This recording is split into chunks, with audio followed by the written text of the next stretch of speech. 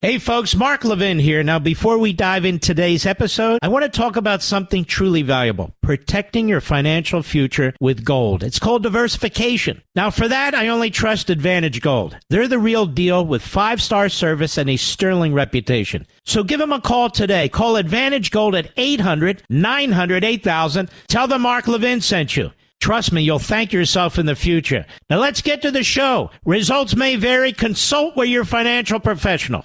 He's here. He's here. Now, broadcasting from the underground command post, deep in the bowels of a hidden bunker, somewhere under the brick and steel of a nondescript building, we've once again made contact with our leader, Mark Levin.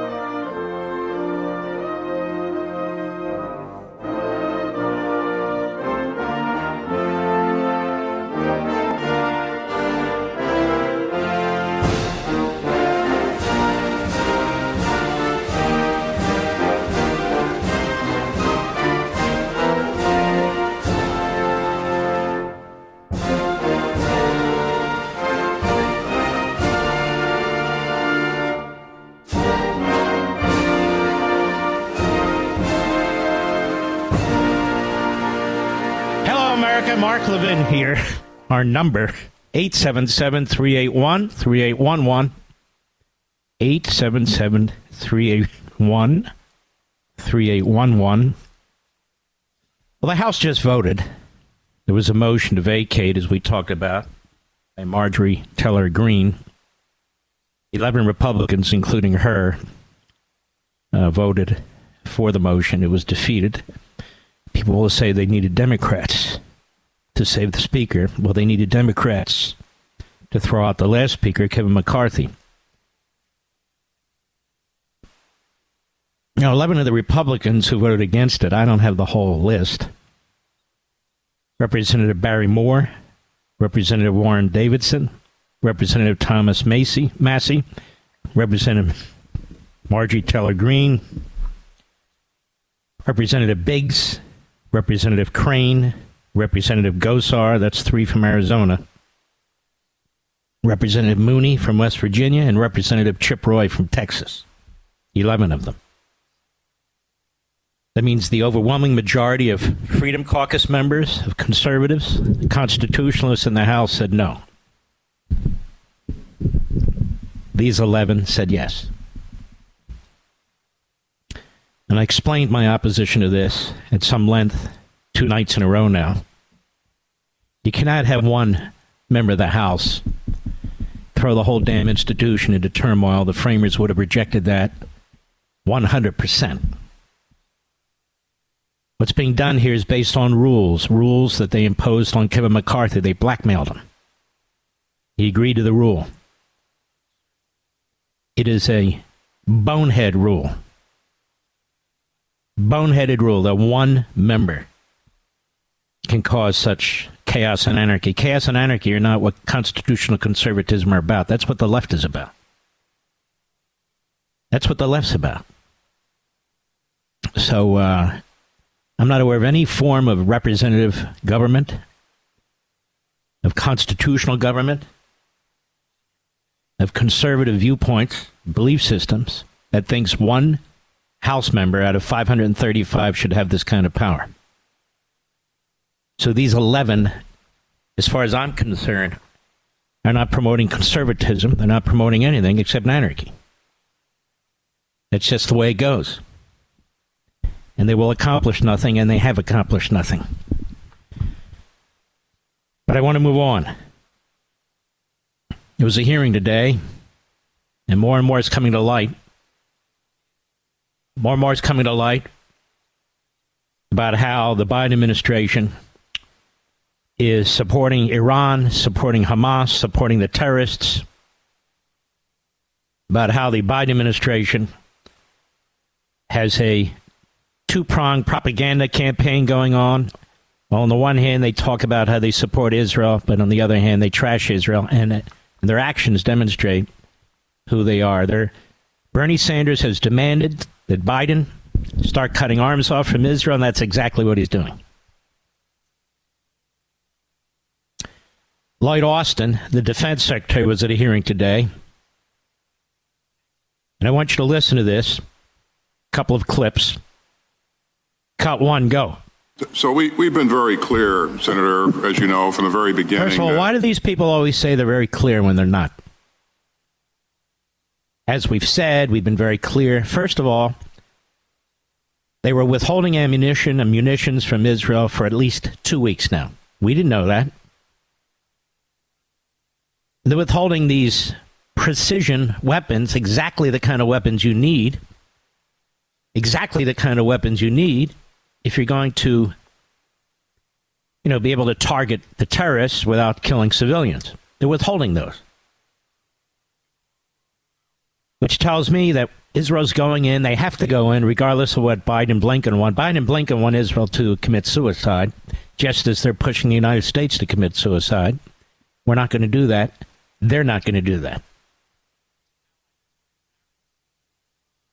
But go ahead. Let's start from the top. Cut one, go.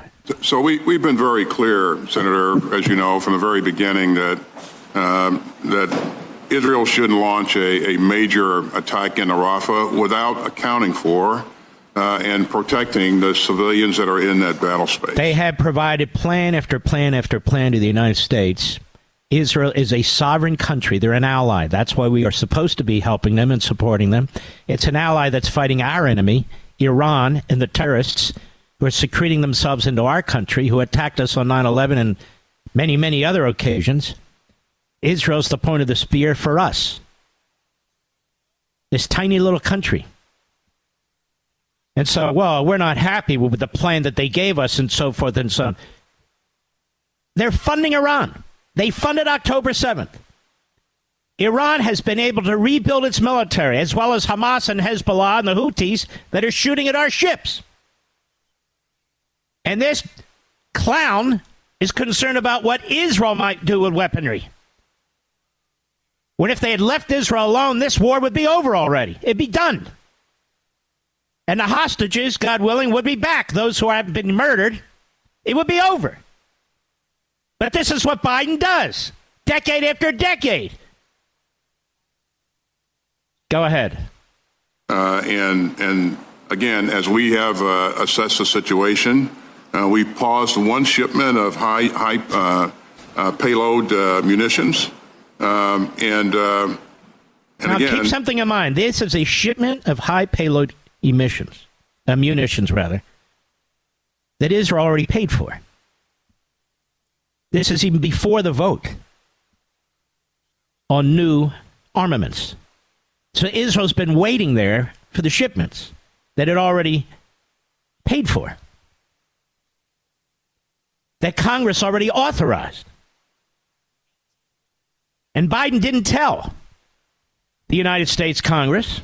And in fact, they didn't even tell Israel. They just stopped it. Go ahead.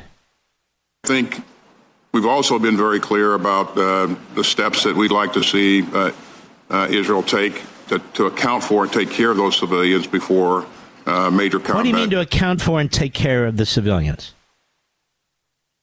There are more 18-wheelers going into Gaza, loaded with food and medicine and water and so forth than ever before. Ever before.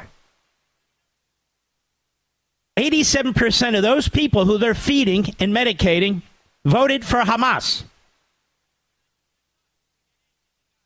The vast majority of what's being brought into the Gaza Strip is being stolen by Hamas, handed out to the Hamas terrorists, and what's left is being sold to the Gazans with a big tax placed on it.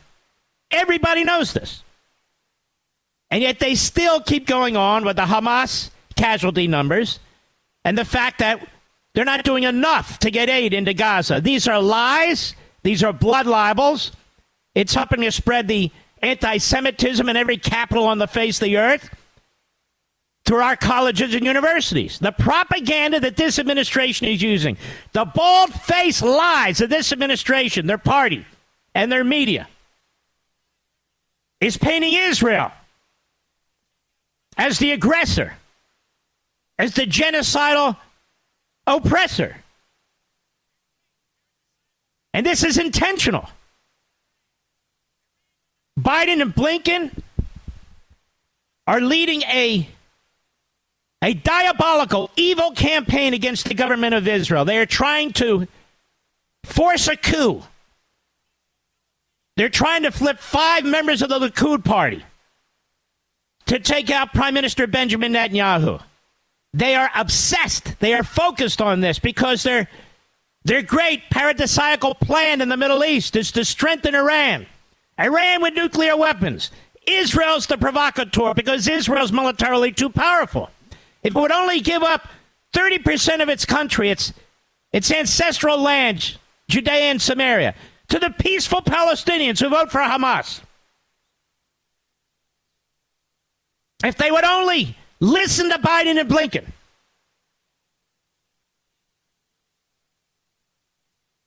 And so they're holding up weapons so Israel, they believe, can't defeat Hamas. They've told Israel not to attack Hezbollah.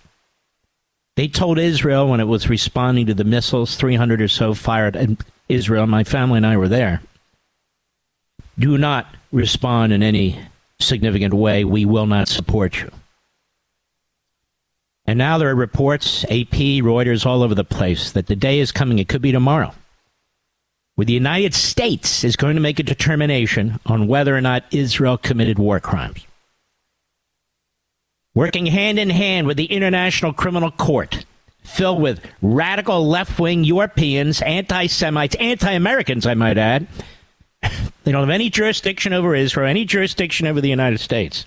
And Biden is supporting it. That's why they're timing this report the way that they are. Just think about how sinister this bastard is. And his media. And his party. Let's go to cut 2. Shelley Moore Capito of West Virginia. Cut 2, go. What is the status of withholding our weaponry that we voted to send to Israel? Are we doing that? Or why are we doing that? Again, our commitment to Israel is ironclad. How is the commitment ironclad when you're withholding weapons?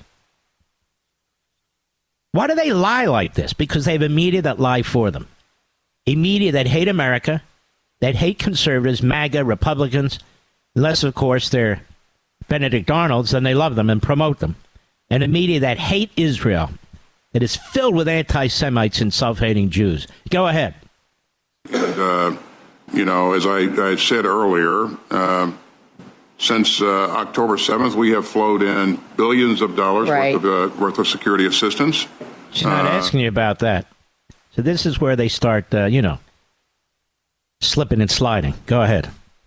And as you just mentioned, you just passed the largest supplemental in history that's focused on Israel. And we're going to continue to do it. Actually, it's focused on Ukraine. There's far more money going to Ukraine, but that's okay. Go ahead. To support Israel. And I might add that this Secretary of Defense, the Secretary of State, and this president have flowed more money into Iran than Ukraine, Taiwan, and Israel combined. You got that? They take no responsibility for the war that they unleashed in the Middle East, for the deaths of those Israelis. Go ahead. Are those reports false, then, that I'm reading? No, we are currently reviewing some near-term security assistance shipments in the context of the unfolding events in Rafah. So we are withholding our shipments of weapons predicated on the strategy that Israel's employing and going into Rafah. Is that the bottom line here? We've not, again, we're assessing. We have not made any final decisions. All right, shut up, you a-hole. Do we have time for the next one, Mr. Producer? All right, listen. The next one's worth waiting for. We'll be right back. Mark Levin.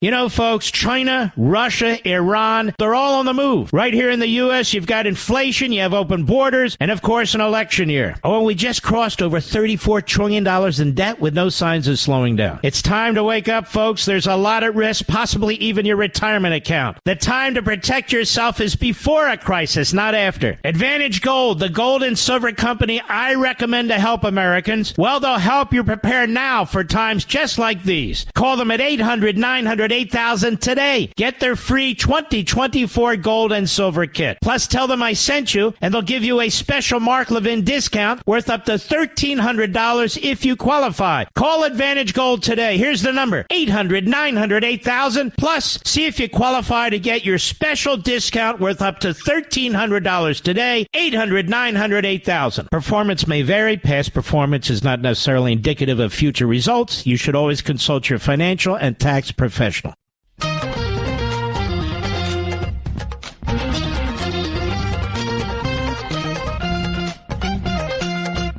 Here's some breaking news from CNN.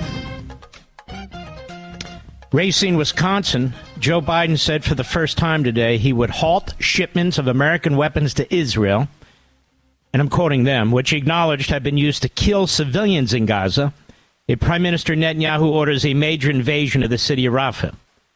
Quote, civilians have been killed in Gaza as a consequence of those bombs and other ways in which they are after population centers, Biden told CNN's Aaron Burnett in an exclusive interview, referring to 2,000-pound bombs that Biden paused shipments of last week.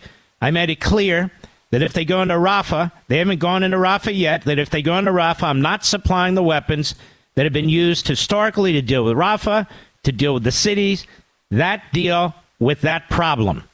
The president's announcement that he was prepared to condition American weaponry on Israel's actions amounts to a turning point in the 7-month conflict between Israel and Hamas. And his acknowledgement that American bombs have been used to kill civilians. Look at how this is being handled.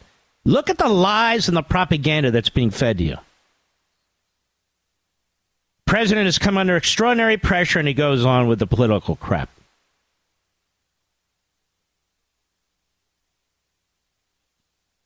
And there he was yesterday at the Holocaust Museum and Memorial. And here he is giving aid and comfort to the modern-day Nazis, the Islamists, the terrorists.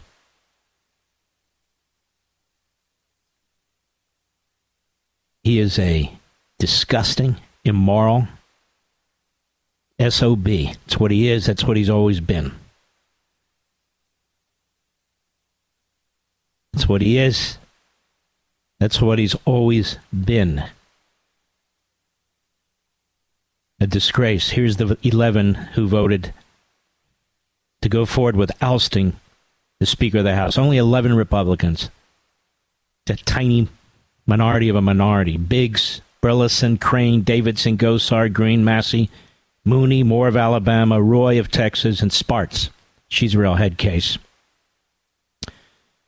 The overwhelming majority, the Freedom Caucus and conservatives in the House, did not.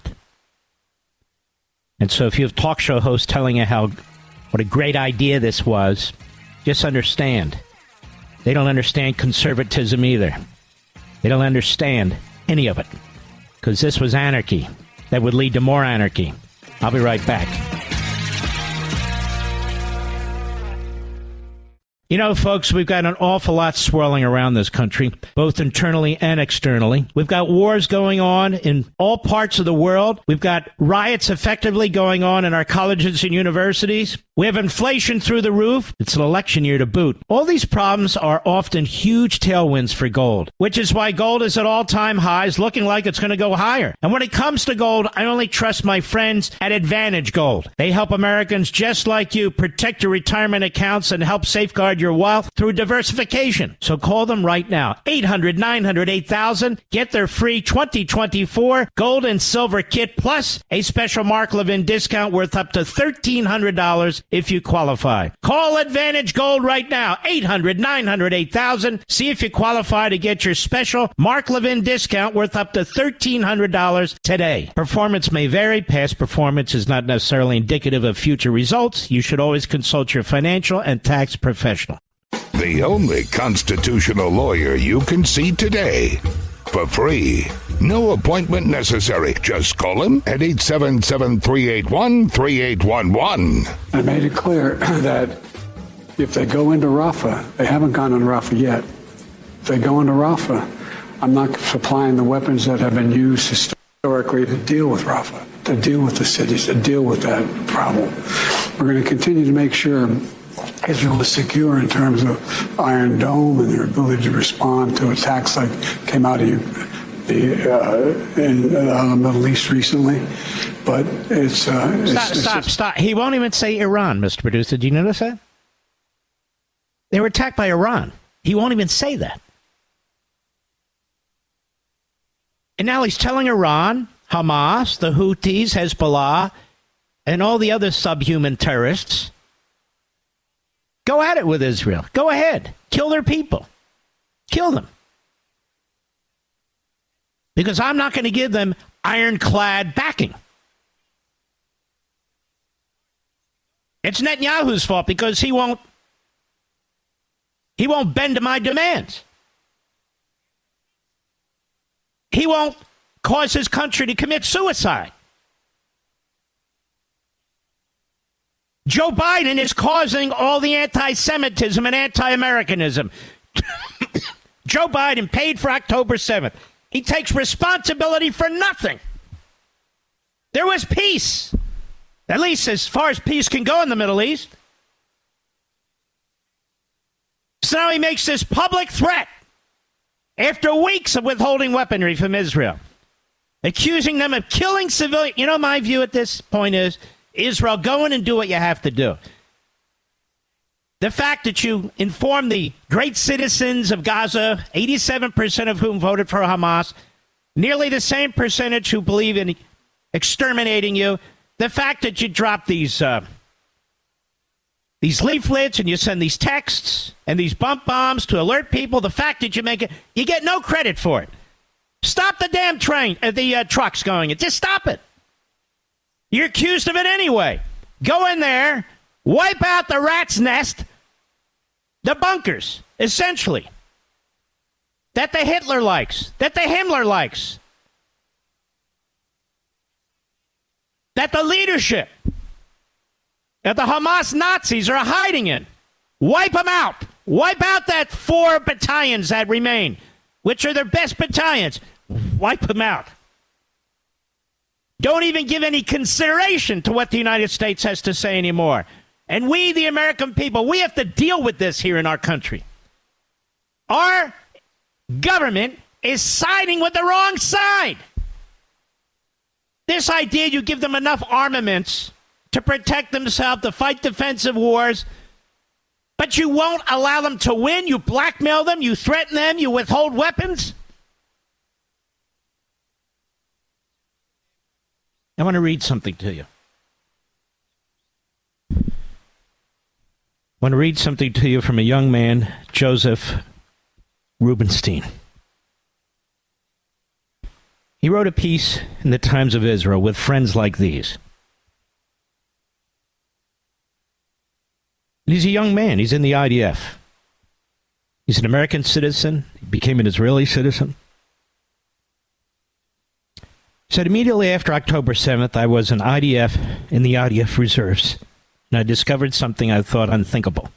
An intelligence officer told us that the actual reason that we did not fight back against Hezbollah, which is shooting thousands of rockets into Israel, and the reason we're not decisively destroying Hamas was because the Biden administration was applying pressure to limit Israel's response.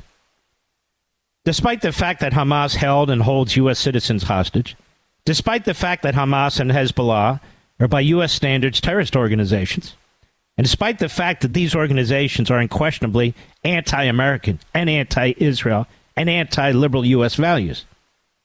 Publicly, Biden offered us weapons, but anyone who looked a bit closer knew that these had enormous strings attached. They effectively said, Israel can have weapons only if you don't actually defend yourselves. While giving us weapons, they sanctioned our civilians. They actually sanctioned one of our IDF units. And they blew up negotiating positions on the hostage deal. Why would they do that? Isn't it in their best interest to destroy Iranian proxies?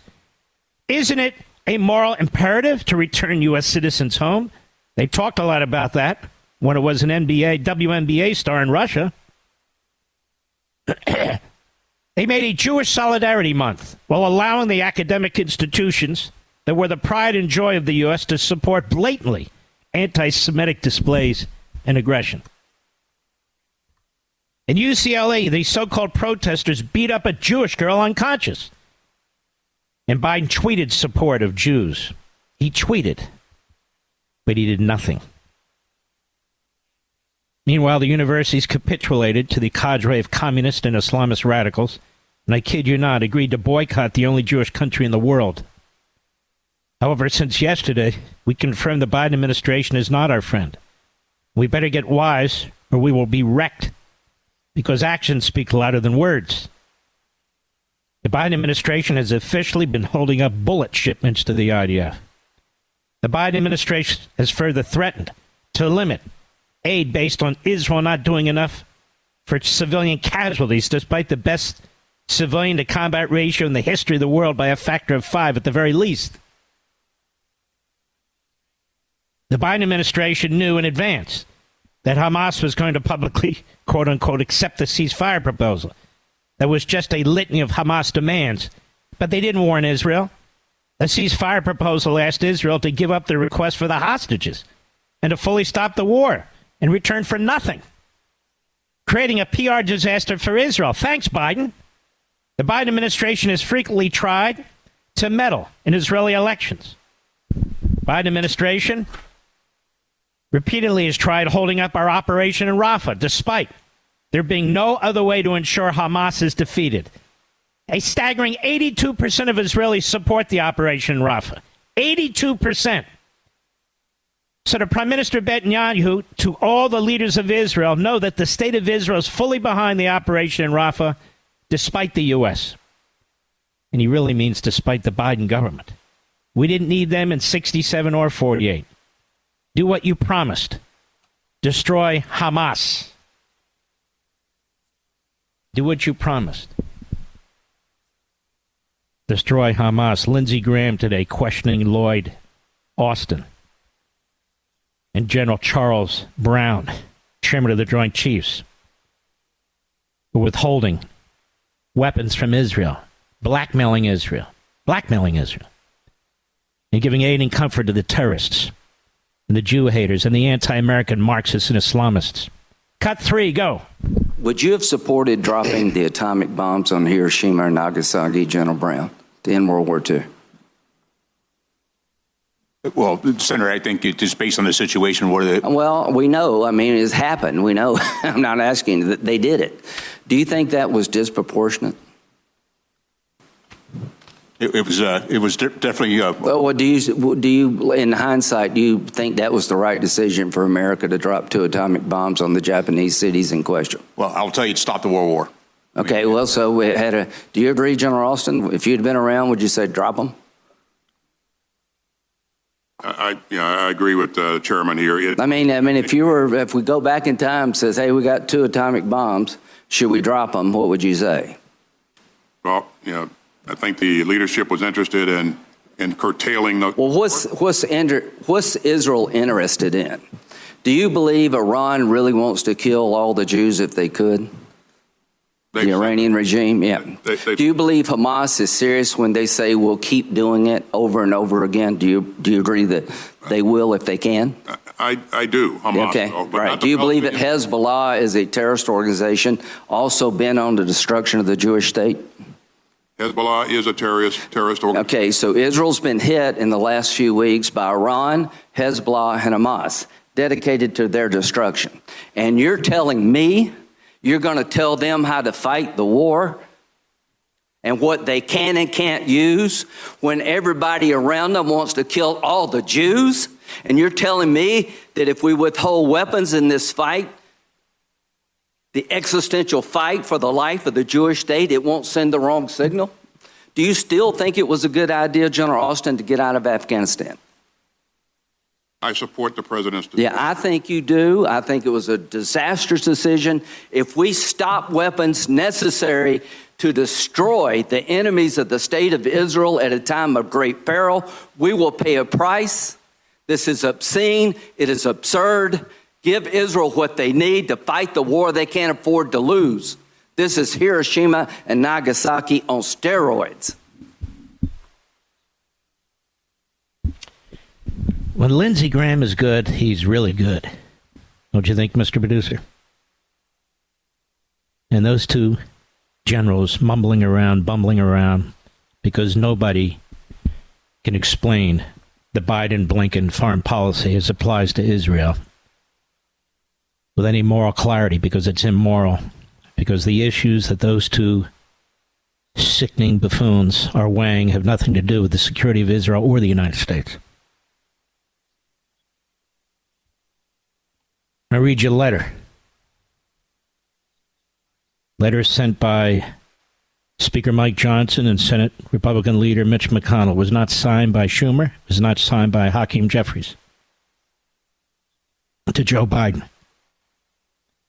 Having recently worked on a bipartisan basis to pass an emergency national security supplemental appropriations bill that included urgent assistance to Israel, we were alarmed by media reports that your administration has delayed the delivery of a variety of weapons shipments bound for Israel.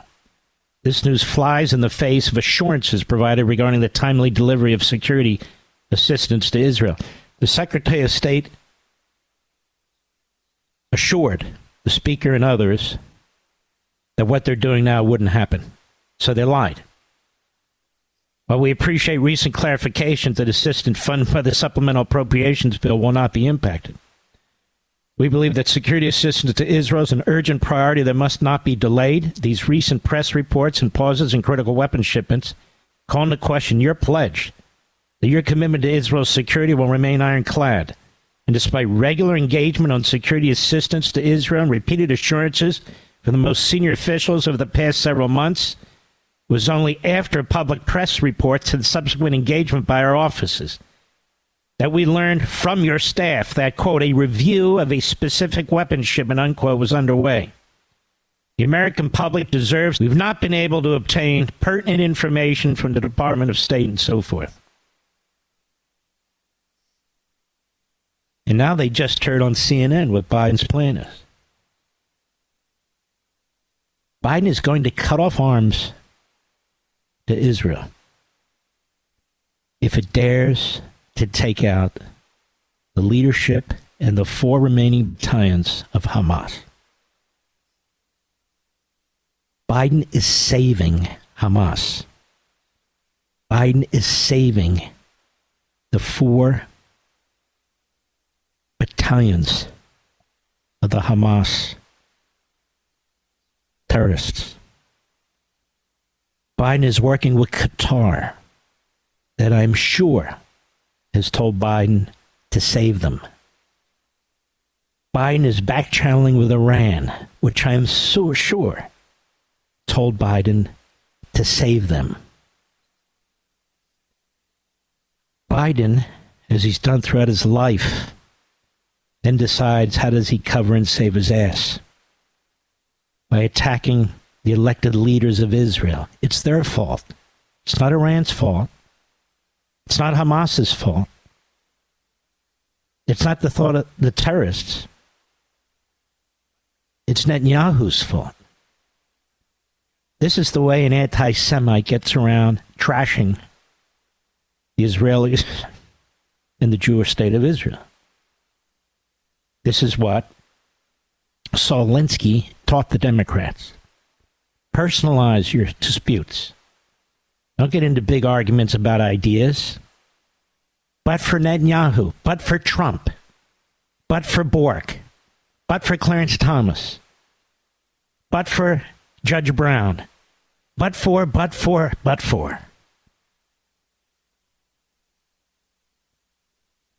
And Austin, and the head of the Joint Chiefs, General Brown, were not honest with this committee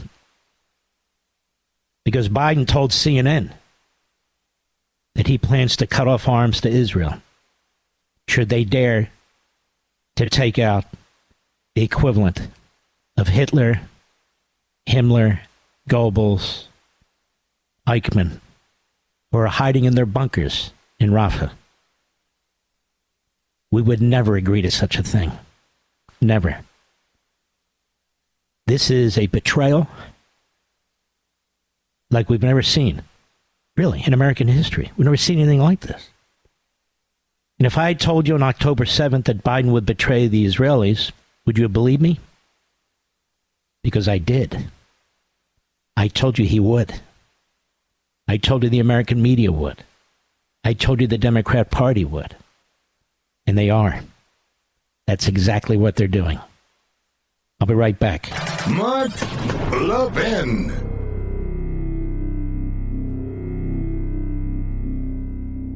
All over the world, our enemies are on the move. And in our own country, same thing. Things are tough between rising prices, election issues, a $34 trillion debt. But folks, there is good news. If you're smart, you can use these problems to your advantage. By making the right choices right now, you can keep your retirement money safe and even make more money in this climate. That's where Advantage Gold comes in. They're experts in helping Americans protect their savings with gold and silver. It's called diversification. Call Advantage Gold today, 800-900-8000. They'll send you a free 2024 gold and silver kit that tells you how to keep your money safe when things are bad. Tell them I sent you, and you may qualify for a special Mark Levin discount worth up to $1,300. Call Advantage Gold at 800-900-8000, 800-900-8000. See if you qualify for that special discount worth up to $1,300. That's 800-900-8000. Performance may vary. Past performance is not necessarily indicative of future results. You should always consult your financial and tax professionals.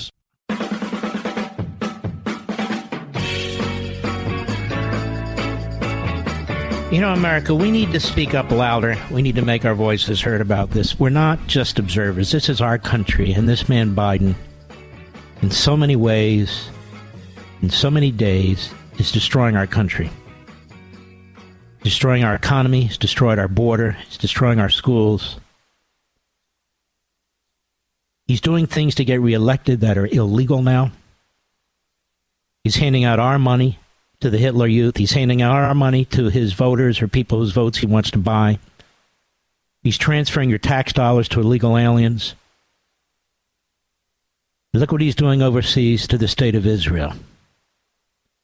We don't support Hamas. We don't support Iran. We don't support terrorists. But he is. That's what he's doing. He's funding them. He's supporting them. He says he cares about Israel's survival. Let Israel decide what it needs to do for its survival. Joe Biden knows nothing. And Antony Blinken is not supporting Israel's survival. He could care less. By the way, next hour, Eric Trump. And the hour after that, Julie Kelly. I'll be right back. This segment of the podcast is exclusively sponsored by Pure Talk. Pure Talk offers great coverage and can save your family money on your wireless bill every single month. Go to puretalk.com to find the plan that's right for you. Thank you again for listening, and thank you so much for this sponsorship, Pure Talk. He's here. He's here. Now, broadcasting from the underground command post, deep in the bowels of a hidden bunker, somewhere under the brick and steel of a nondescript building, we've once again made contact with our leader, Mark Levin. Welcome back, America. We'll have Eric Trump on in a few minutes. Donald Trump put this statement out on Truth Social on this vote before it took place on vacating the speaker's chair. Quote, I absolutely love Marjorie Taylor Greene. She's got spirit. She's got fight. and I believe she'll be around and on our side for a long time to come. However, right now, Republicans have to be fighting the radical left Democrats and all the damage they've done to our country. With a majority of 1, shortly growing to 3 or 4, we're not in a position of voting on a motion to vacate. At some point, we may very well be, but this is not the time. We are leading in the presidential polls by a lot, both nationally and in the swing states. Likewise, we're doing well in the Senate, and I believe we will do well in the House. But if we show disunity, he puts in caps, which will be portrayed as chaos, will negatively affect everything. Mike Johnson is a good man who's trying very hard. I also wish certain things were done over the last period of 2 months, but we will get them done together. It's my request. The Republicans vote for the motion to table, he puts in caps. We will win big, and it will be soon. So we have way too many of these Don Quixote moments, you know. And this was one of them. Utterly pointless. So why did they do it? To send a message. Well, you just got burned. And you're very lucky that the speaker doesn't say, you know what, I'm going to do some vacating myself. Right, Mr. Producer? And doesn't yank a couple of these guys off the Rules Committee who voted against them. Or some other committees. I would ask them, would that be fair? When you're trying to remove the speaker, all 11 of you? Is it fair for him now to turn around and try to remove you from committees? I'm just curious. Or does it only go one way? Is that how power works? Of course not. America's Governor Ron DeSantis at the University of Florida today. I love this guy. Cut 4, go. I wasn't here after October 7th on the campus. I'm sure the protesters were all very upset at the fact that Hamas went into Israeli communities and baked babies in ovens, raped women, assassinated elderly people in very brutal ways. I'm sure they were very upset about that and routed. Oh, no, they weren't. That's right. They didn't care about that. They were completely fine with those massacres happening, and they had no concern about that. And I think that says anything. I also hear this stuff about occupation. The Gaza Strip is not occupied, okay? That's been Hamas's sanctuary for many years now. And did they create opportunities for people? Did they utilize the natural resources? No. They focused their efforts on terrorism. And that's what's happened. And so much of this is just such a farce that it's just kind of embarrassing to even hear some of this nonsense. I love this guy, Mr. Producer. He's so clear. A real conservative with principles. Not a drama queen. I just think he's terrific. Where is Nikki Haley today, Mr. Producer? Does anybody know? Where is she? I saw Paul Ryan. He was out the other day basically trashing Trump. Another great leader. That Ryan did so much. And here's John Fetterman on Fox News. I mean, let's be honest. This guy's gotten his wits back. When he talks about Menendez needs to go, when he talks about the border, and then when he talks about this. Cut 5, go. I don't know why they seem to, I'm not even sure what they're really, protesting about. If you ask them, they're not really sure. They can't, and now they're not talking about ceasefires anymore. And now they're talking about divesting and harming Israel on that. It's crazy. And they really just broke the mold yesterday when they had protesters at Auschwitz yesterday during the Holocaust, the 2-mile walk thing. I mean, like how much more tasteless and disgusting that could be. They showed up with that. And as I said that it's actually working against peace in Gaza. And Hamas is convinced that they've won the PR war, and they keep seeing all these kinds of protests across the nation on these campuses. And it's not helpful, but it's actually works against peace, I think.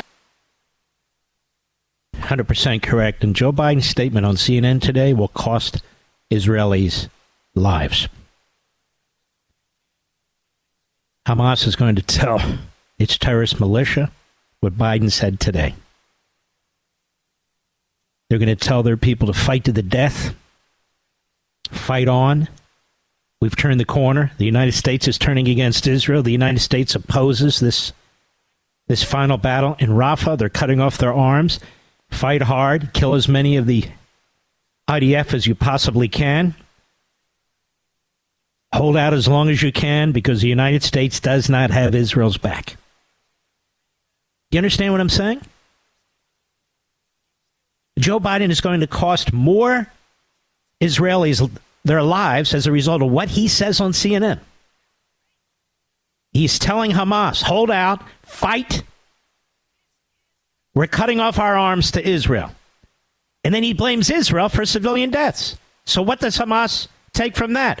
We can kill as many civilians as we want. Hide behind as many of them as we want. Execute as many of them who won't do what we say. Keep stealing the food. Keep stealing the medicine. Keep stealing the water. And the Jews in Israel will be blamed by the United States of America. This is outrageous. This is contemptible.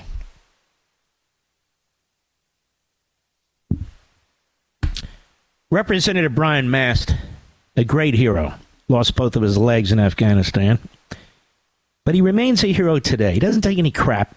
I'm proud to say he's my congressman in Florida. And he was confronted by one of these code pink pukes. And the video was being handled by somebody who is a self-professed Palestinian. I'm assuming we kind of blurted out some of the curse words. Even though, if I could, I'd play them for you. Cut 6, as he's accosted in the halls of Congress. Cut 6, go. Now that Hamas has agreed to a ceasefire, do you think Israel should agree? I think Israel should go in there and kick the out of them. Just absolutely destroy them, their infrastructure, level anything that they touch. Fair enough? Congressman, the world is calling for a ceasefire. You used to say Hamas won't agree to a ceasefire. Hamas had just agreed. It was a proposal put forward by Egypt, Qatar. You know, CIA Director William Burns has been there negotiating. You know what? If there's an American held or somebody else being held, there should be every expectation that Americans come and kill them as well. If there's an American being held, we should go kill the people that are holding them. Why are you so hateful? It's not hateful. It is, because my people are Palestinian. You're killing my people with our tax dollars. And you saying that everything... Hey, ho. You're killing your people by supporting Hamas. You, a sleazeball, are killing your own people. Hamas would kill you in 2 seconds. This idea that is Israelis killing Palestinians, when Palestinians are murdering Palestinians, when Palestinians are voting for terrorists, is a damnable lie. Gaza is not an occupied area, quote unquote. Gaza was handed over to the Palestinians. And the first chance they got to vote, they voted in Hamas, a terrorist organization that was created as a Palestinian terrorist organization by the Muslim Brotherhood. The same Muslim Brotherhood that spawned Al-Qaeda that attacked us. These are the networks of the Islamists. It's time we speak the truth. Palestinians are slaughtering Palestinians. Israelis aren't slaughtering anybody. But they need to get to the head of the snake. And they're going to do it, whether Biden likes it or not. And they're going to pay a severe price for this, not just by fighting the terrorists, and not just by having their hands tied behind their backs. They could have gotten this over months ago. But because Joe Biden is literally giving aid and comfort to the terrorists. Literally. They now view their October 7 attack on Israel as successful.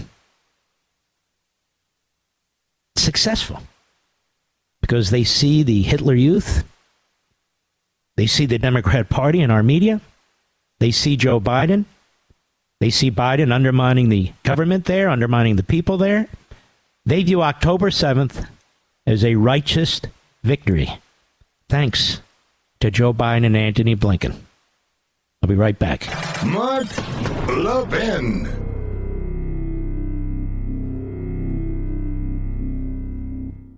Once again, Pure Talk, my sponsor, my wireless company, is investing in their customers. That's you. I'm happy to announce Pure Talk is now offering international roaming to over 50 countries. That's right. As you plan your summer travel, make sure your wireless provider has you covered at home and abroad. Pure Talk already puts you on America's most dependable 5G network, but now they're offering you coverage in over 50 countries as well. You get unlimited talk, unlimited text, plenty of 5G data, just $20 a month. And that's less than half the price of Verizon, AT&T, or T-Mobile. They're ripping you off, folks. Bring your phone and get great savings on the latest iPhones and Androids. Go to puretalk.com/Levin. That's puretalk.com/Levin and make the switch right now. Again, this month, when you go to puretalk.com/Levin, you'll save an additional 50% on your first month. Folks, switch to Pure Talk so you can afford to travel this summer.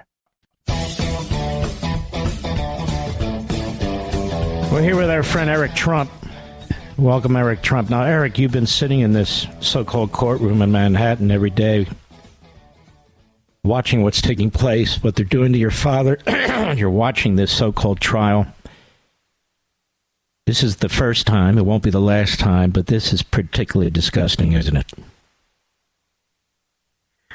Listen, Mark, it's the worst I've ever seen, but nothing surprises me with this administration anymore. I mean, the second my father came down that escalator, they started targeting our family like you've never seen before. 2 days ago, I received my 110th subpoena in 7-year period of time. I'm a guy that's never gotten so much as a traffic ticket in my life. 110 subpoenas from Congress, from the Senate, from every DA, every AG around the country. This is a guy who says, prayers to his kids every night at, 9:30 when he, or 9 o'clock when he puts them to bed, and says Pledge of Allegiance to them. Never got so much as a traffic ticket, and they have come after us ruthlessly. But this is all part of their game plan. You talk about it every single night, Mark. I mean, they went after him. They impeached him the first time. They impeached him the second time. They made up dirty dossiers. They had the Russia hoax. They went after Supreme Court justices. More recently, they tried to strip him off the ballots in Colorado. They tried to strip him off the ballots in Maine. They've sent every DA, every AG against him. They have every weaponized civil attorney in the country who have come out and said, you know what, the best way to get Trump is just to sue him. Even if there's no merits to the suit, just sue him. Just, tie him up, take all his money, make him spend hundreds of millions of dollars on legal fees, distract him, put him in courtrooms all day long so he can't go out and campaign, make up salacious nonsense, which is what you saw a lot of this week, make up stories that have absolutely nothing to do with the case at hand, but drag him through the mud, smear him, try and take apart his family, try and turn his family against one another. And honestly, they've done the exact opposite. They've made a man stronger. And I have to say, as nasty as this trial is, I could not be more proud to stand next to him, to sit right behind him in that pew. The guy is the toughest guy I've ever met in my entire life. He's got backbone unlike anything I've ever seen in my life. And Mark, most people would have withered about 5 minutes into this whole thing. 99% of the Republicans, I might even say 100% of the Republicans that my father ran against, they would have withered within about 2 seconds of the start of the attacks. That's how vicious and ruthless and evil the Democrats have been.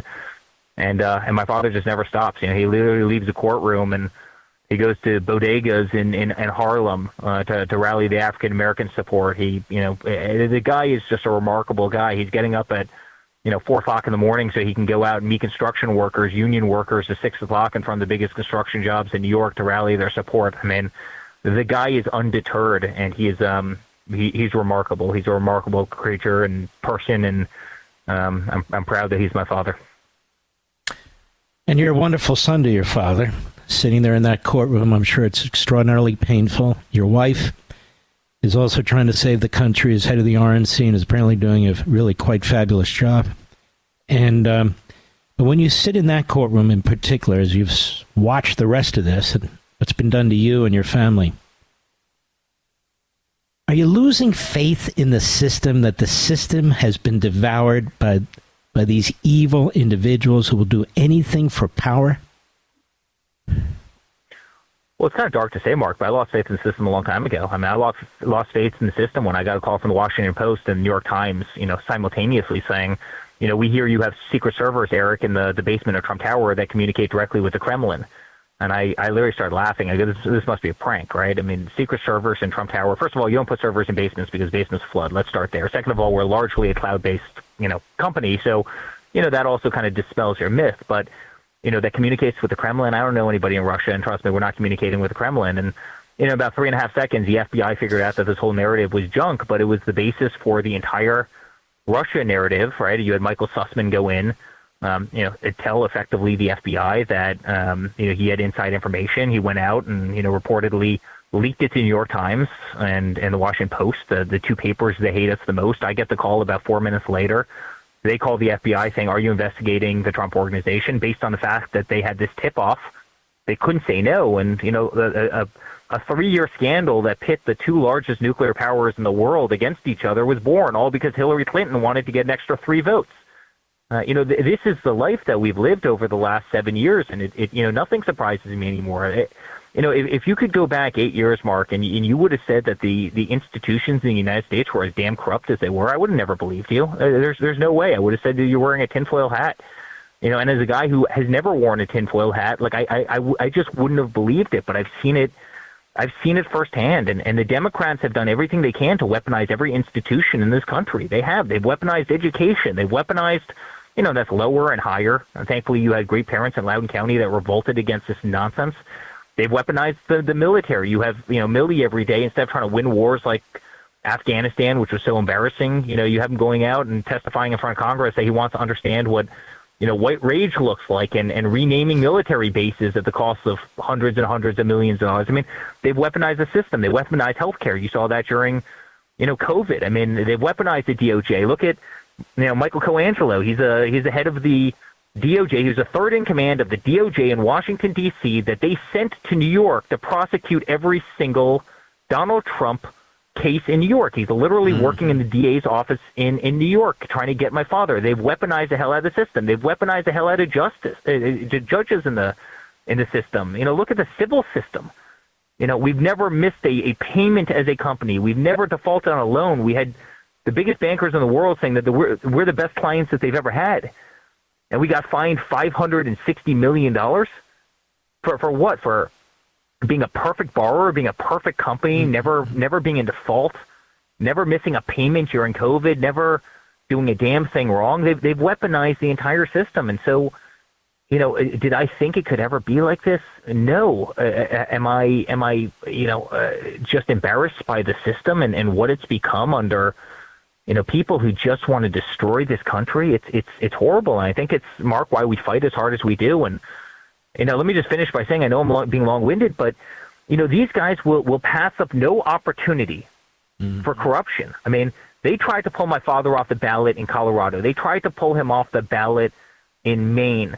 When it didn't look like they were going to have a, great midterms, they flooded the Strategic Petroleum Reserve. They tried to bring down the price of gas. I mean, where do you want me to stop? Look at the student loan bailouts right now. I don't want you to stop. As a matter of fact, I want to hold you over after the break because what you're saying is actually quite brilliant. And I want to continue and delve into a few other areas. We're talking Eric Trump. We'll be right back. Once again, Pure Talk, my sponsor, my wireless company, is investing in their customers. That's you. I'm happy to announce Pure Talk is now offering international roaming to over 50 countries. That's right. As you plan your summer travel, make sure your wireless provider has you covered at home and abroad.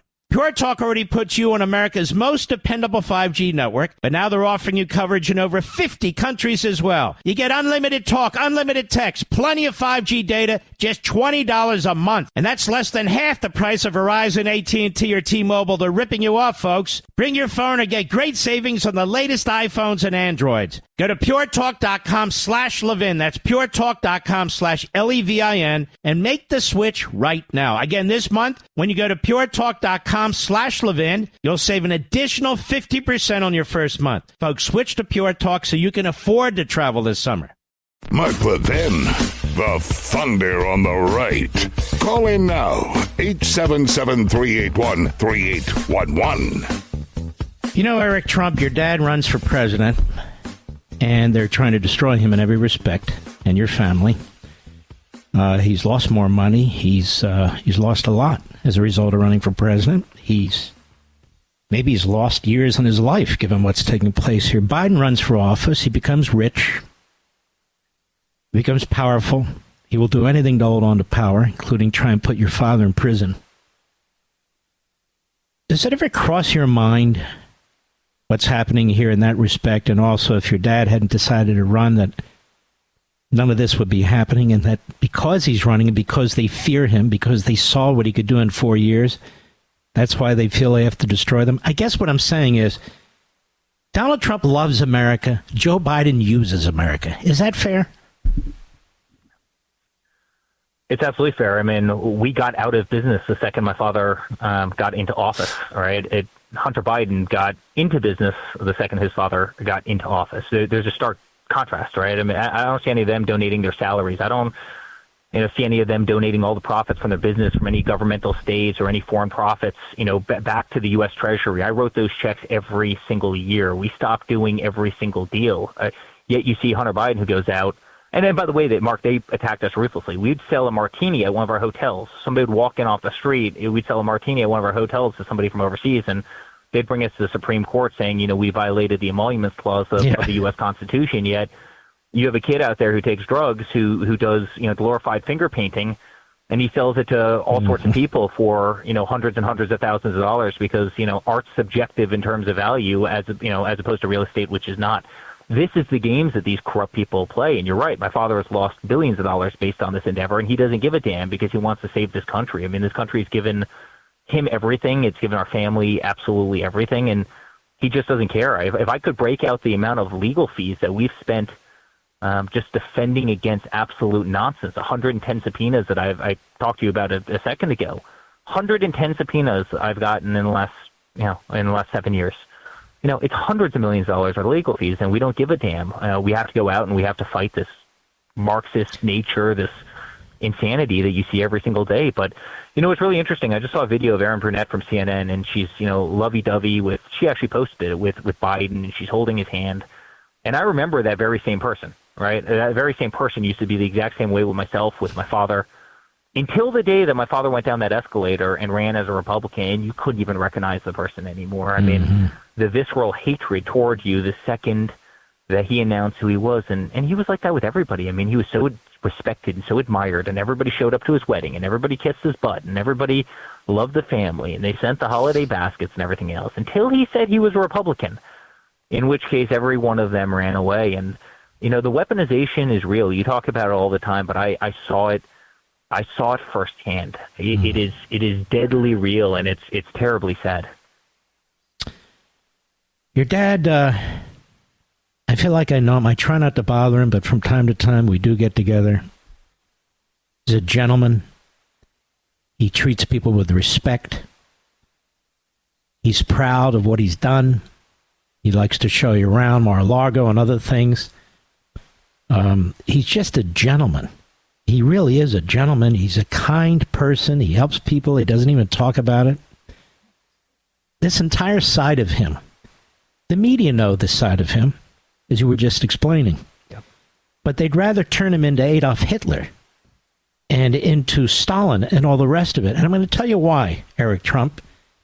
Because he's the most effective president in my lifetime.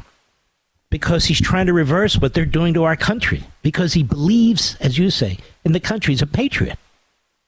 He's not a philosophical conservative, but he's a conservative by common sense, by practice, by life experiences. And so they have to destroy him because people who normally don't back the GOP are conservatives, many of whom are blue-collar workers, union and non-union, minorities. They're taking a look at him, or they're voting for him. They say, wait a minute, this guy represents me. I used to call him the blue-collar billionaire, because in many respects, he is the blue-collar billionaire. And that cuts right into their base, doesn't it? There's no question. He's the first politician in the history of this country that couldn't be bought, couldn't be stolen, couldn't be manipulated. You know why? Because he didn't need them.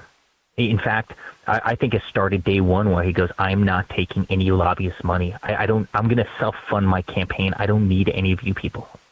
And And that rubbed everybody the wrong way. And I think the reason I've lost faith in so many politicians, and by the way, Mark, this is on both sides of the aisle, I kind of hate to say it, is, so many politicians, I hear it all the time, I'm going to go into Washington, D.C., and I'm going to make a difference. And sometimes I laugh saying, no, you're not, because, the second you go in there, if you're adverse to Jeff Bezos, guess what? You're going to be on the front page of the Washington Post, and they're going to be putting arrows in you from every single direction, and you won't be able to withstand. You won't be able to withstand what Donald Trump put up with what our family has put up with, right? You don't have the backbone, you don't have the voice, you don't have the greatest political movement that's ever been created in the history of this country, and you certainly don't have the checkbook in order to write millions and millions and millions of dollars of checks every single week to defend yourself from the ruthless attacks. And you're going to cave like every single other politician that goes to Washington, D.C. Or, Mark, alternatively, you're going to get enamored by the white marble walls in a Capitol, and you're going to realize that you're getting wined and dined by every lobbyist every single night. And you're going to realize that that's an awfully good lifestyle and you want to keep it. And so you're not going to go against the grain. And that's what my father's fought every single day. I mean, every single day, that's what he fights against. He fights against the special interests that can't buy him, that can't own him. They own everybody else. They couldn't own him. Look, I mean, day one, he fought against the Koch brothers, right? I mean, everybody else would be lining up at their doors to kiss their feet. He didn't give a damn about the Koch brothers. They were his members, and he still didn't give a damn, meaning at golf clubs that we have, and he still didn't give a damn about them. Like, he wanted to do what was right for the American people, and he saw a country that was going to hell, making a lot of really bad decisions, a country that was wed to the military might and just unthinkable spending and bad decisions, and he tried to do the right thing at every single turn, and frankly, that hurt a lot of people's feelings in Washington, D.C. They did not like that, and it's one of the reasons. I mean, he flicked that to hornet's nest over and over and over. He would, go against the fake news. He'd call them the fake news. He'd come out against these people. And that hornet's nest revolted. That's what happened. They got awfully mad. I mean, how dare anybody question their power and their might and who they are and what they've kind of, the cocoon that they formed from themselves that's only benefited them, not the American people. They call the American people, they call half the states the flyover states. They don't give a damn about these states. And it wasn't until Donald Trump came in and started flicking that hornet's nest that it revolted the way it did. And you know what? It's the unvarnished honesty of Donald Trump that made the American people really understand what this system is that we have in this country. And I think it will actually be his greatest legacy, which is uncovering the true swamp. I mean, he truly defined what the swamp really is that none of us fully saw until he got behind that desk. Mm-hmm. It must be very frustrating or worse to see people who betray him, people he brings into his closest circles, people who he brings out of the wilderness to be advisors, to provide him with information. And they seem to believe that if Donald Trump doesn't do what they tell him to do, or doesn't follow their advice, or whatever, he resigned with a lot of noise, a lot of, and activity and a lot of grifting and book writing and all the rest of it. It's really amazing, the level of disloyalty, is it not?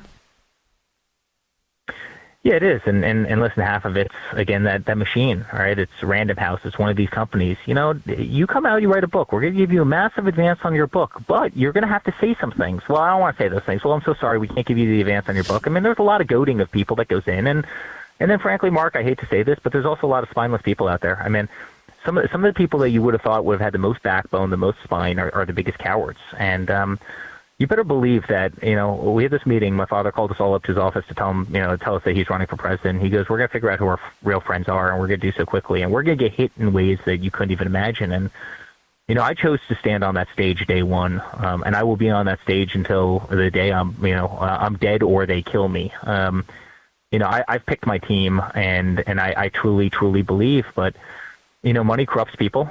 So oftentimes there's financial incentive for them to go the opposite way. And, so often they think that's the right, move. And I can't tell you how many times we've been, disappointed. And these are the people that you would never expect to disappoint. And on the flip side, I can't tell you how many courageous people there were that oftentimes didn't have financial resources that you would have never guessed would have been there, who have just been solid as rocks. And, it's kind of a great lesson in humanity, if you want to know the truth. And to that point, your father has an enormously loyal following of great patriots, Americans of all walks of life.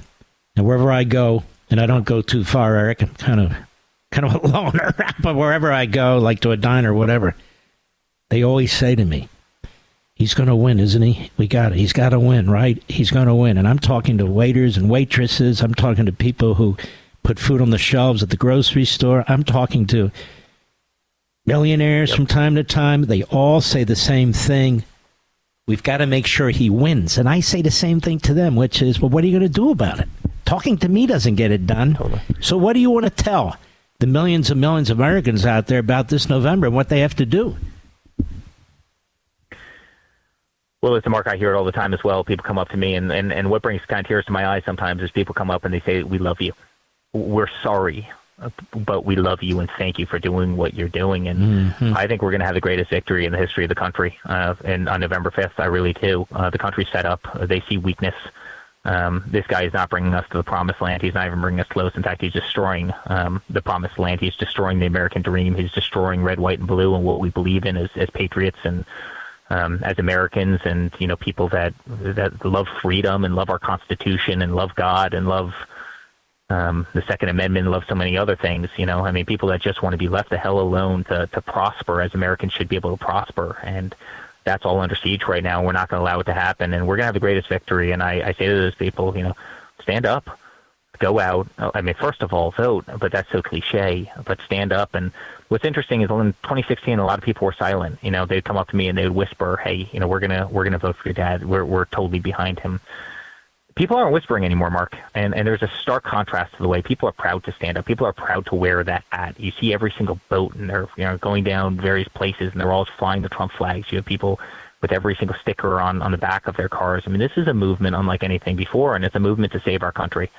And he's the right guy. And the more they torture him and the more they torment him, the stronger he becomes. The more times that they drag him into these kangaroo courts, the stronger the man becomes in the polls, and just as a human. And I promise you, I'm going to spend every second of every single day between now and November fighting. My wife is an absolute warrior in what she's doing and what she's done at the RNC. She fired 3/4 of the RNC because they weren't on the team, and what she's done over there and the political machine that she's creating with a couple other people is going to be tremendous. And my father, he's the greatest warrior I've ever met. The guy is remarkable, and I'm so proud to call him my father. I'm so proud of him in general. We're going to have an amazing day, and we're going to save this country, and I just can't wait. It's truly going to be vindication for the absolute hell that they've put us through. Eric Trump will be on my show Saturday, Life, Liberty, and Levin. We look forward to it, Eric. God bless. Our best to your dad, please, from millions and millions of people who listen to this program. Love being on, Mark. See you Saturday. All right. Be well. He's a good man. He's a great son. You see that? Just terrific. I'll be right back. Mark Levin.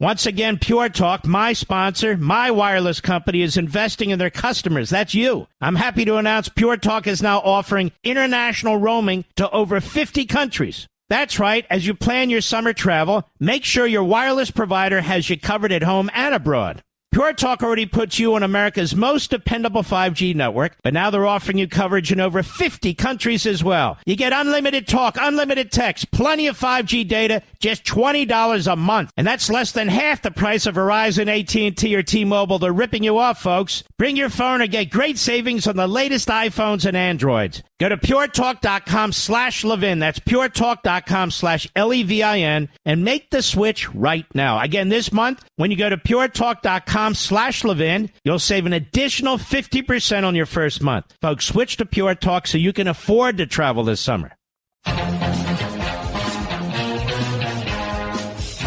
Let me be clear what I do here when I interview allies, friends, and patriots.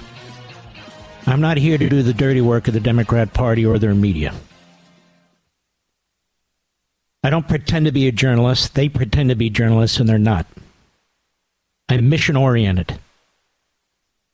I'm an activist, and I always have been. And I want you to hear from good people, great people, conservatives, people who love this country. Again, I'm not here to parrot what the Democrat Party, Marxist, Islamist media have to say. That's not what I do. Oh, Mark, that was a softball interview. There's nothing softball or hardball about it. I'm here to elicit information and have it shared with you so we can defeat our enemy. Not our critics, not our adversaries, they're the enemy. That's it, pure and simple. That's what I do here. This is a syndicated show that advances the cause of Americanism, liberty, the Constitution, sovereignty. I'm not here to do the dirty work of the Marxists and the Islamists and the media, their party, or their advocates. I'm here to defeat them and, if possible, destroy them. So I just want to get that straight. For the Nimrods, on the left, who taped the program. In fact, this Media Matters puts out things that I say that are so good that I even link to them, don't I, Mr. Producer? I shall return.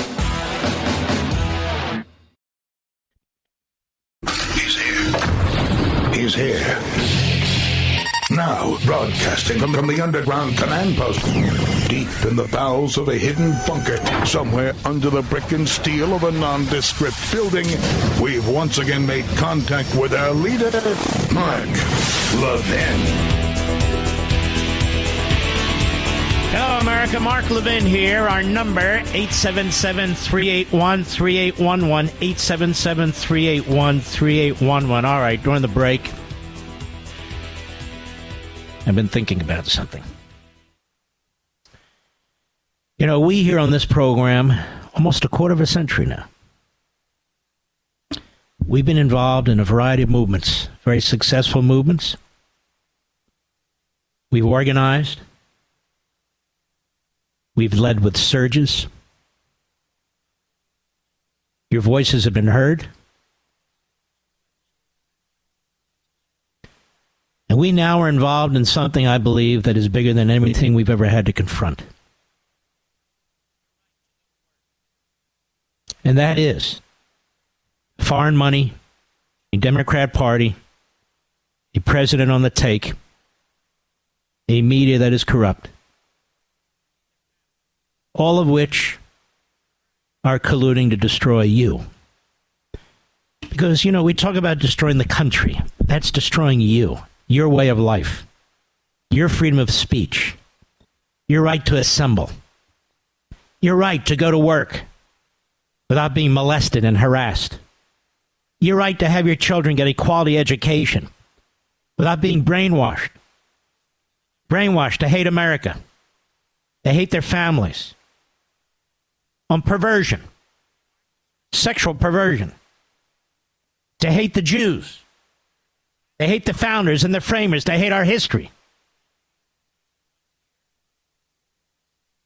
This is our country, ladies and gentlemen. We outnumber the Marxists and the Islamists. We outnumber the Hamas wing of the Democrat Party. We outnumber, the Hitler Youth, whether they be Marxists or Islamists. We red-blooded Americans, I don't care what color you are, what background, what religion, no consequence here. You're an American. You love our country.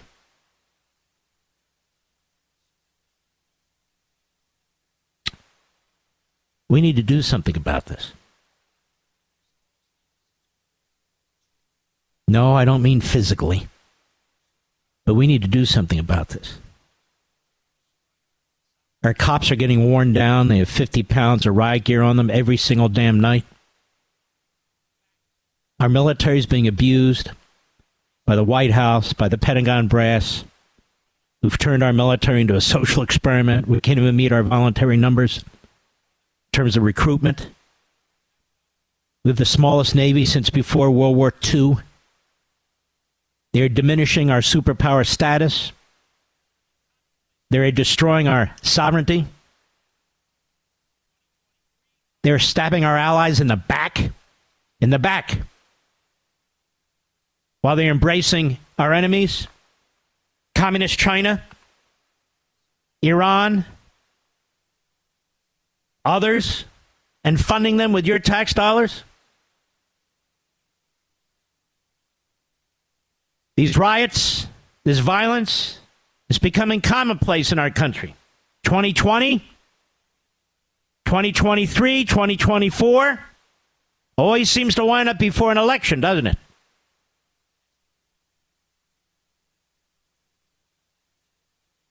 And so we need to do something about this. First of all, we need to tell the Republicans, stop fighting with each other. There are issues bigger than your little myopic thoughts. We need to unite to defeat the enemy. I hear this wherever I go. What the hell's with the Republicans? The Democrats stick together, the Republicans don't. That's number one. Number two, we need to significantly increase funding for the United States military. We are way behind the Russians when it comes to hypersonic missiles, space warcraft. We're way behind the Chinese when it comes to the size of our Navy, the size of our infantry. And they have a modern nuclear force. The Russians have modernized theirs. We have not. Enough of this isolationist BS. No, I'm not an interventionist. No, I don't believe in war. But I do believe in America first. And that means the strongest military by far on the face of the earth. Number three, it is time that we dismantle our colleges and universities, which are the breeding grounds of our destruction. Let's be honest. They have been devoured. They are controlled by the Marxists, the Islamists. They're controlled by the America hate crowd, by Jew haters. Enough is enough. We must demand that state representatives and state senators, we must demand that members of Congress make it a priority to defund these institutions, to punish them, to destroy the tenure system that ensures an incestuous conga line of American-hating brainwashers and ideologues.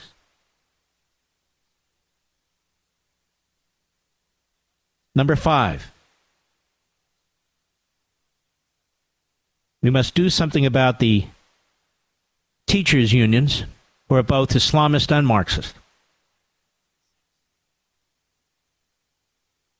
If there's nothing that can or will be done at the state level, because that's where it needs to be done, then our children and grandchildren must attend alternative educational facilities. They must attend alternative educational facilities for their sake and yours, the sake of the family. Number six, we must turn out in numbers never seen before. Massive numbers. To use what's left of the electoral system to overwhelm our enemy, Biden, his senators, and his congressmen. We must, if we can, and many of us can, but we don't, dig deep into our pockets to support candidates who are going to help save the country. We must speak out more. Not violently, but we must speak out more. Don't cower anymore to family members, to associates, to colleagues, to our neighbors. Feel free to speak up. And if you lose them as friends, so be it. You must become the Thomas Paines. You must become the Paul Reveres. You're patriots. You need to put that patriotism into civil action. Into civil action.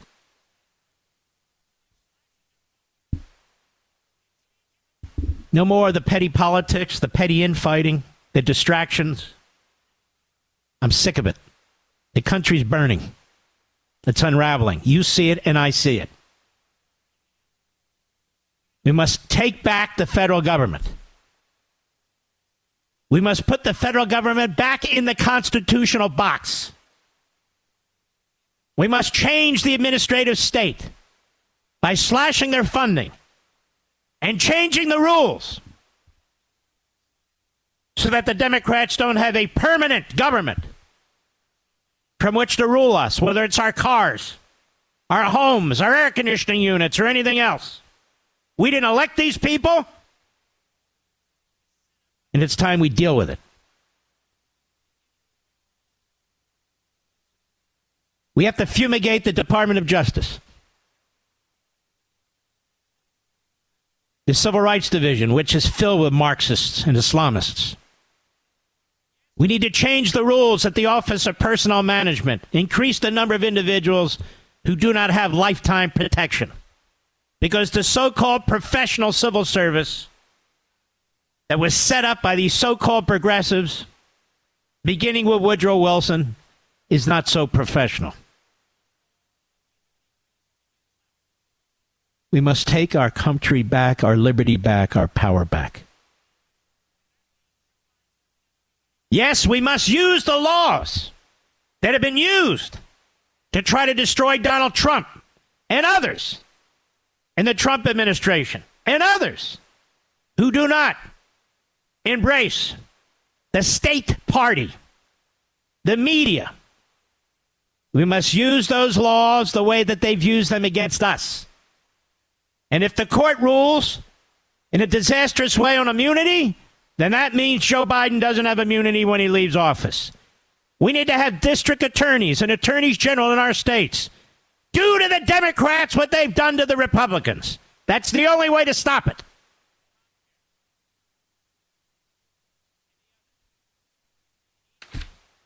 Or we will destroy ourselves. Acquiescence isn't an agenda. We can do this peacefully. We are nonviolent. The other side is violent every day. The corporations that own the media platforms, we need to BDS them. Comcast and the others. They need to feel the wrath of the consumer. They need to feel the wrath of tens of millions of Americans. Bezos, who owns the Washington Post. They need to feel our wrath, which we can do through economic boycotts and sanctions. We need to take the playbooks of the Marxists and the Islamists, rip out the chapters on violence and Jew hatred and all the rest, but start to use their tactics against them. And should Donald Trump win the presidency, he should make it clear that Israel will have whatever weapons it needs to destroy Hamas if they haven't been destroyed. And once again, we will seek to destroy Iran, the mothership of terrorism, by economically destroying it, so we can free the people of Iran, who are Persians. There's much we can do. And you in your own roles in your own life, it's time to speak up. I don't mean get in their faces. I mean speak up. And persuade people who are persuadable that they need to vote with you. This choice is between good and evil. It's between freedom and tyranny. That's what the election comes down to. If you have a family member, a colleague, or a friend, or just a neighbor, and they say, I don't really like Trump, but I'm not. It's your responsibility to work on that person. It's your responsibility to vote early. It's your responsibility to get as many people to vote early as possible if you know they're going to vote the right way. This is crucial. This is important. I will be talking about this over the next half year. We will lead a new counter revolution. Without the violence, without the hate. But by God, I'm sick and tired of them taking down an American flag and replacing it with a Palestinian flag. I'm sick and tired of this dark money from overseas, our enemies, as well as Democrat billionaires, flowing into our country for the purpose of overthrowing it. Enough is enough. It is time that we take our institutions back. It is time that we defund the people who are destroying our country. It is time that we change the laws and the rules that empower them and protect them. Period. I'll be right back. Mark Levin.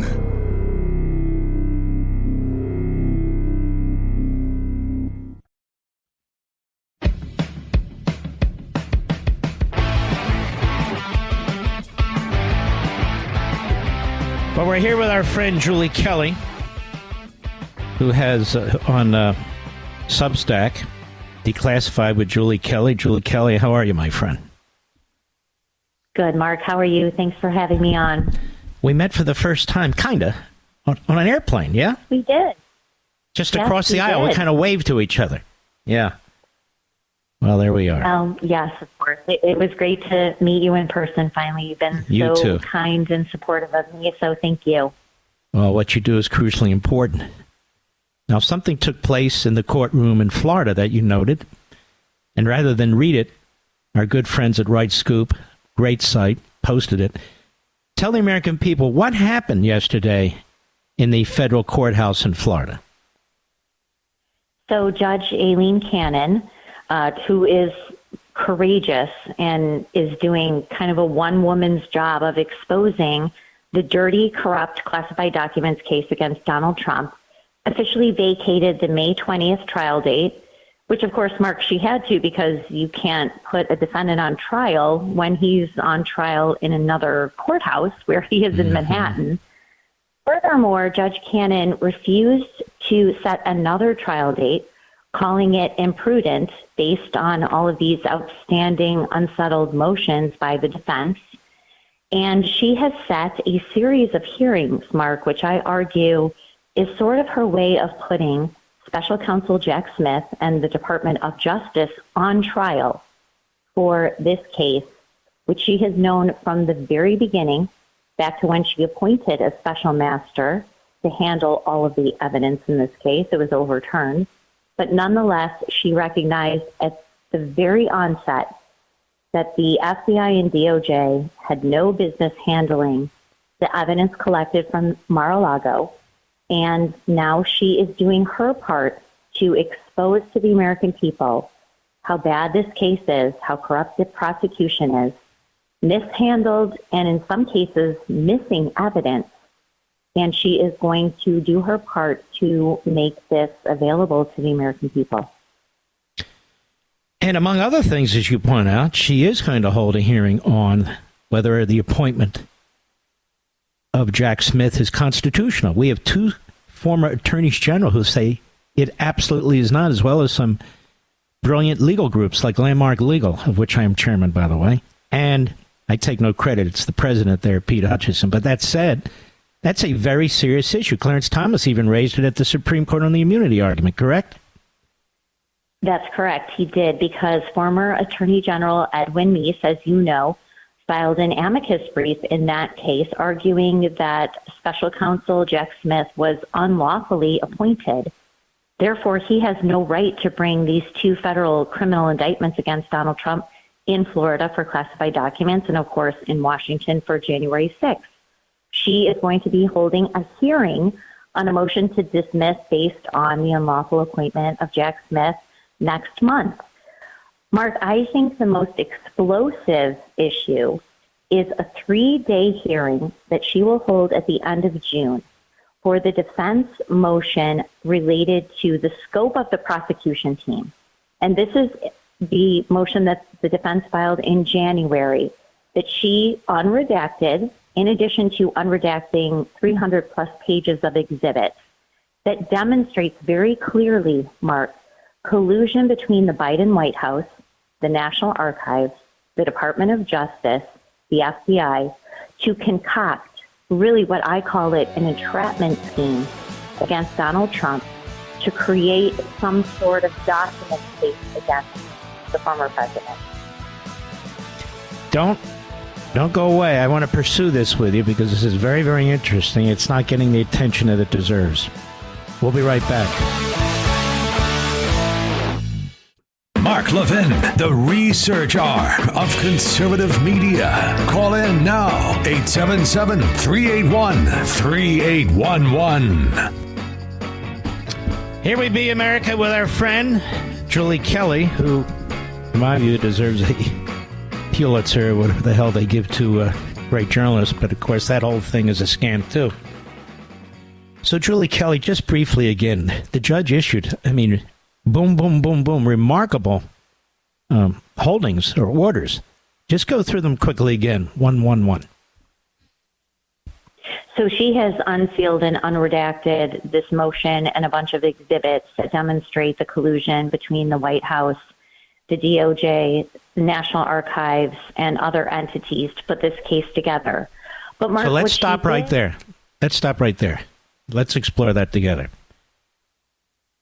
There's very few judges that would do that, especially in D.C., because they don't want to dig into that.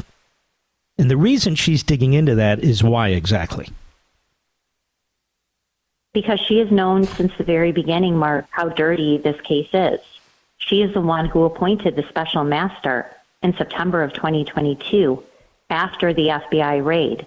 And she basically told the Department of Justice and Jay Bratt, who was the lead prosecutor at the time, now assigned to Jack Smith's team, that she did not trust the DOJ and FBI to handle this evidence as they should.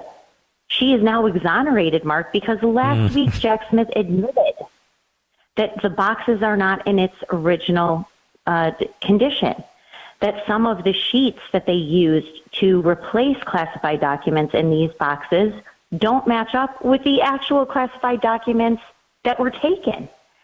So not only have they mishandled the evidence, they have misrepresented to her.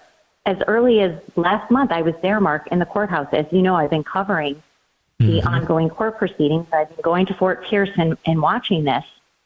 She directly asked Jay Bratt, are the boxes in their original intact condition? And he said yes, except for these cover sheets that replace the classified materials.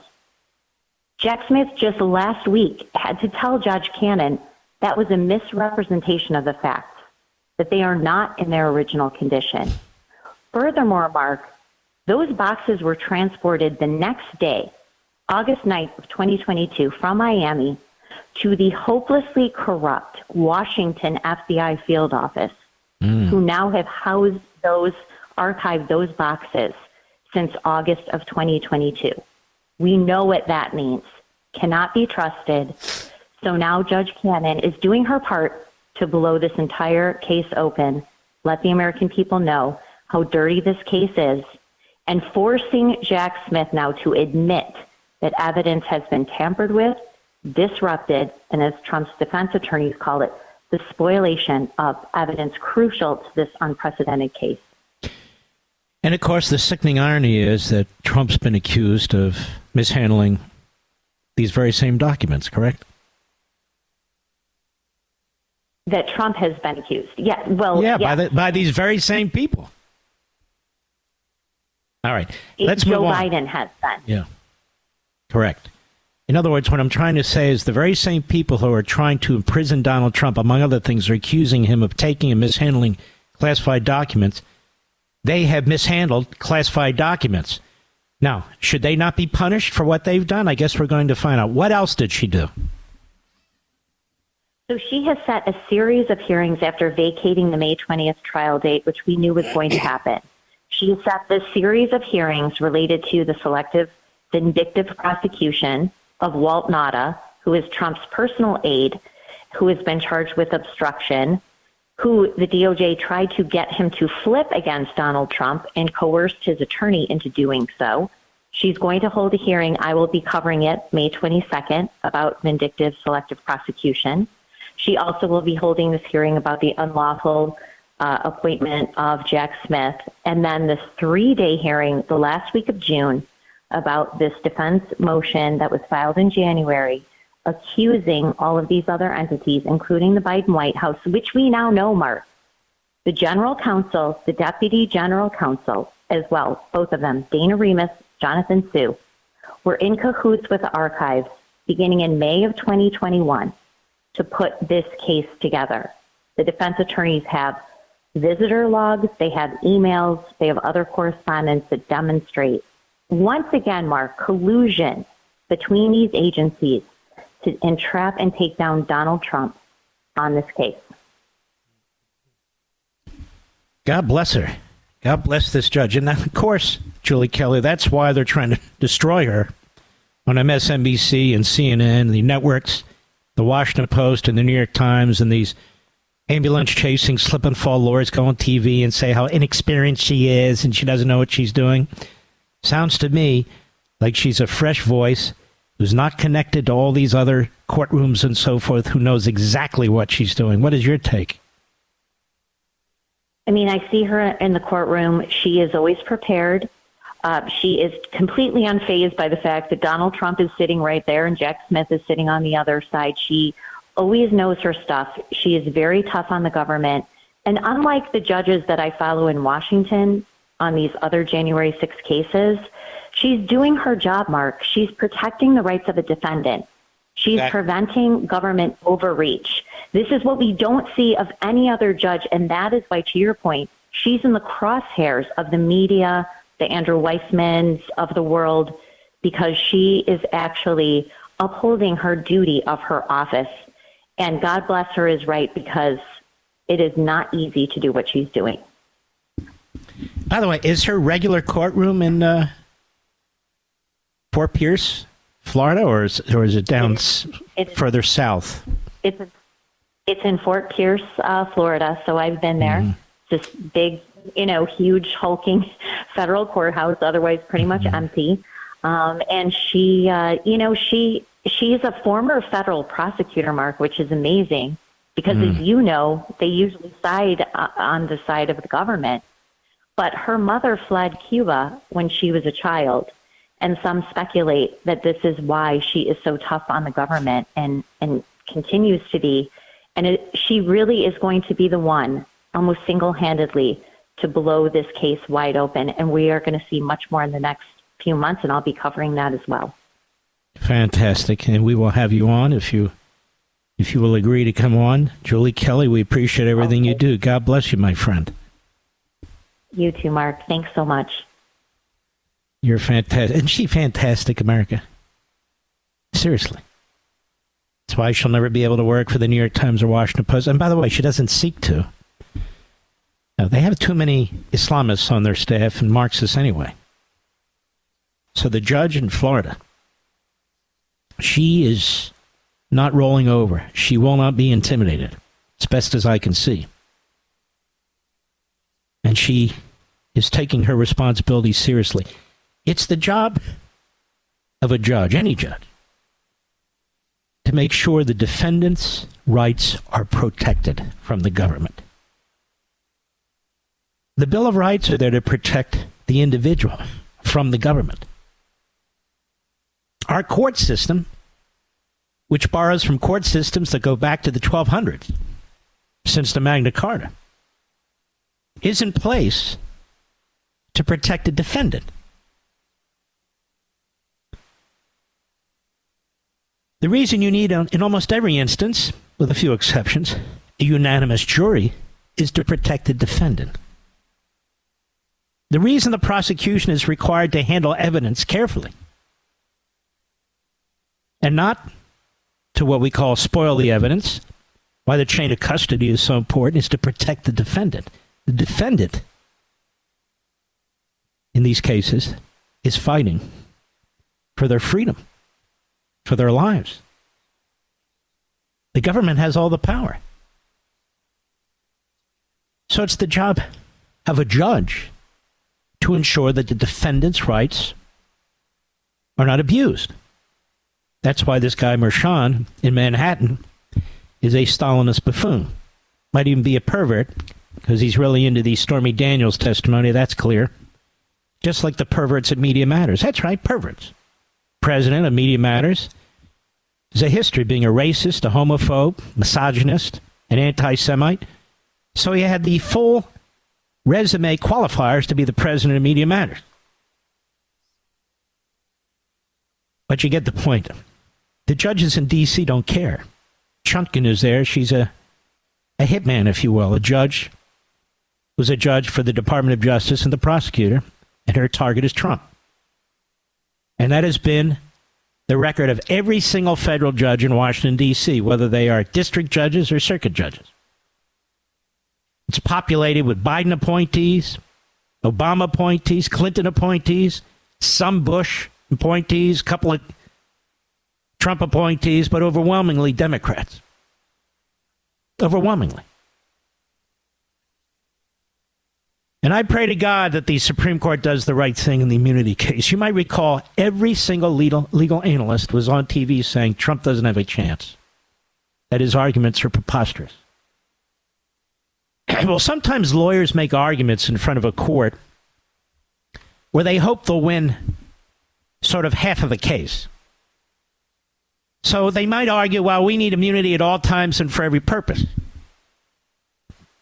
I understand this. But we were told that immunity per se is preposterous. No, it's not.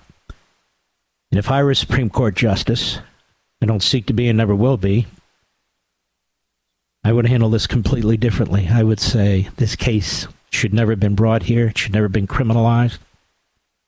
American history with electors and free speech and elections being challenged in courts, being challenged in state legislatures, being challenged by election boards and governors and all kinds of political actors, good, bad, and indifferent. We don't criminalize those things. And so the immunity issue should never even be in front of this court or any court.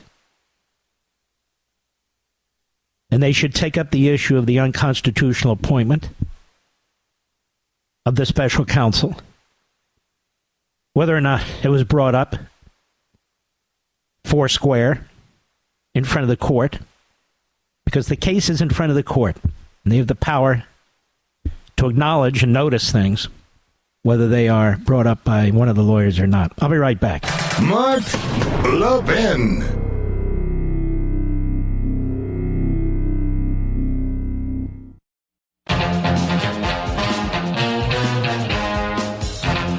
Well, speaking for myself, these shows go very quickly.